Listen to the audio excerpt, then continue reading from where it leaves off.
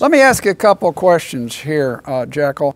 Have you showed us everything that a technical guy, kind of your level, would want to see in order to convince him, or is there anything else that you want to show us that's going on technically that you have been able to go into perfectly legally and wide open? Because then I have one more point I'd like to make, I think.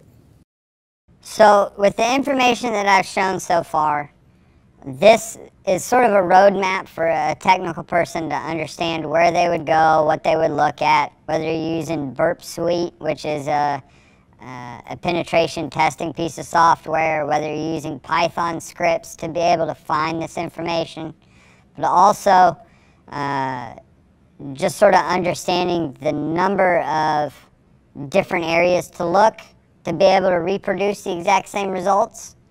And then coming over some of the, as I was talking earlier, the dump files.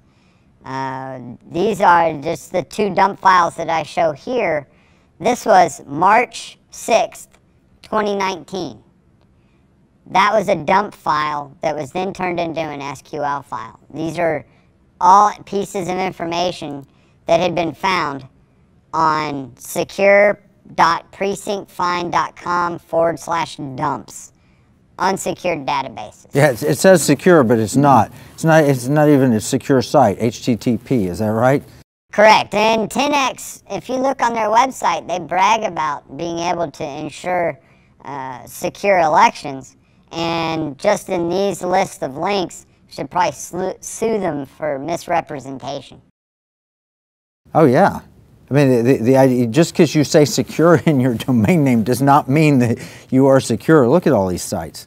Well, and the really crazy part with 10x, up here where you see Univention, one of the things that was listed, and this was the scariest part that we saw, 10x reports into every Secretary of State office that they operate in.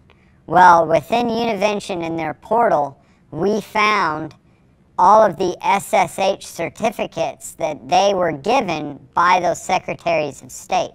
So if a black hatter out there finds those, that now means they can get into the state government sites, and they have been given the access codes to be able to get in, and everyone let them go through it.